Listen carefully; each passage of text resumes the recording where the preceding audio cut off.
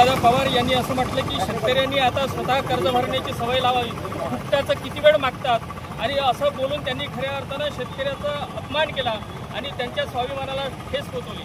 खरं म्हणलं तर अजित पवारांना आम्ही सांगतो की तुम्ही 25 वर्षामध्ये किमान 6 वेळा अर्थमंत्रीपद भोगलं आणि म्हणून शेतकऱ्याची परिस्थिती समजून घेणं हे खरं म्हणलं तर तुमचं कर्तव्य होतं, परंतु तुम्ही हे केलं नाही।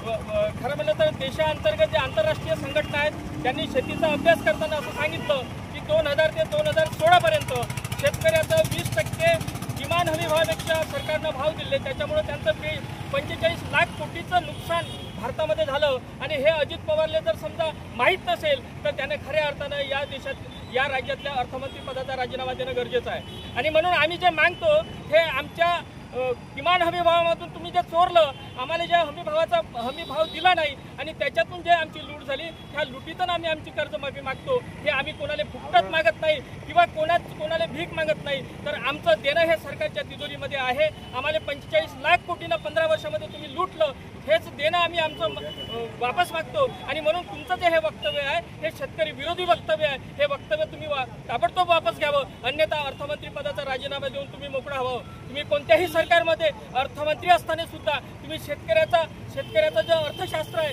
त्या अर्थशास्त्र जर समजा त्या अर्थशास्त्राप्रमाणे तुम्ही शेतकऱ्याला न्याय देण्यासाठी कायदे जर बनवत नसेल तर खऱ्या अर्थानं सर्वात मोठे गुन्हेगार शेतकऱ्याचे सर्वात मोठे गुन्हेगार आपण आहात। आणि म्हणून आम्हाला इथं सांगावं लागते, तुम्ही 30 जूनपर्यंत खऱ्या अर्थानं कर्जमाफी तर करणारच आहे, परंतु तुम्ही जे काही वक्तव्य केलं ते वक्तव्य वापस घ्या।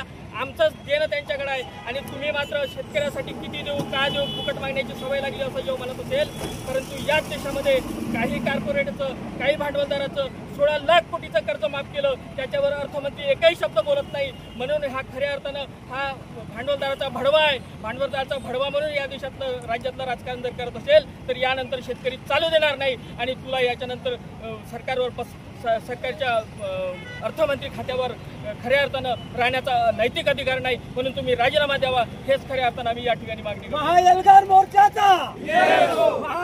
मोर्चाचा